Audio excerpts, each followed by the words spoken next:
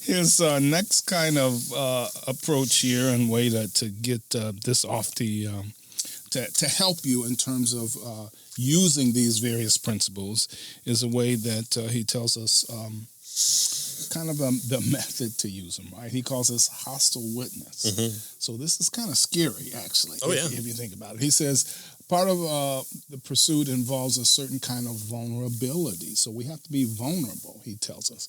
So he says if we want to cultivate a well-informed faith, we need to be aware of our own powerful instincts for ideological self-preservation.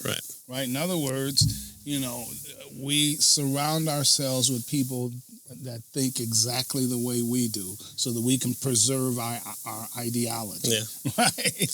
And that way, we're safe, we're comfortable, and we can breathe a sigh of relief. Yep, they understand the way I do, they believe the way I do. That this is the way the world must be because we all believe like this, right? Anything outside of that is an antithesis to my ideas or ideology. Right. Yeah. And he says, no.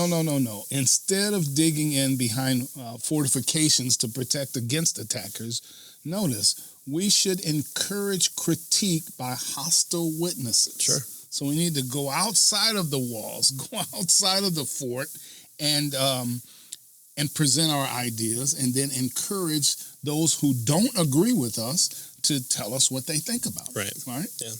Yeah, because half the time the objections are so old that you can look in first, second, third century books and find answers to it, or the responses just aren't that good, or it's something you've never thought about and you want to go find the answer, and you come to be the person that knows the answer to that question. Yeah. So you write a book about it and make a bunch of money.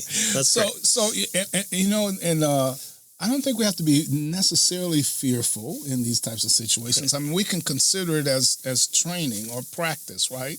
And so we can go out and say, okay, today I'm going to practice sharing the gospel, right? Or I'm going to practice, so I'm going to find someone who I believe doesn't agree with me, and I'm going to practice trying to meet their objections and tell them why I believe what I believe. Mm-hmm. And, so with practice, so when you're practicing free throws, let's say, you don't make every basket, but you don't care because it's practice, right? And the same, so you can consider it this way, right? Go out and practice, but God may use your practice, right?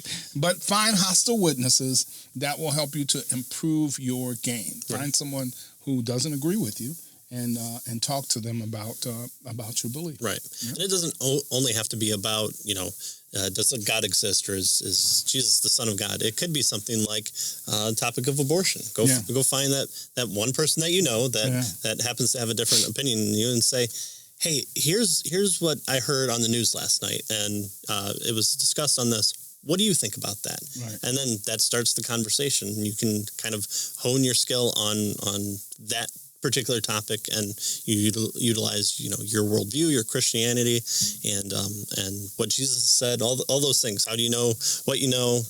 How did you come to that conclusion? All those are questions you can answer, and you do it in that kind of controlled manner, and that person is more likely to respond in not such a why are you asking me that? Are you accusing me? Make it into a conversation. All right. Where you're. And so he compares this hostile witness idea with peer review in terms of academia, right? I think it's really good. He says peer review is based on a sound notion. If our ideas are easily destroyed by those acquainted with the facts, they ought to be discarded. Right. But if our ideas are good, they will not be upended so easily. In the process, we'll learn what the other side knows. We may even be surprised at how weak the substance of their resistance really is, right? And so, let's go find a hostile witness, right? Or maybe I don't know it well enough, and I can be okay with saying, I really haven't thought about that. Let me get back to you. Yeah.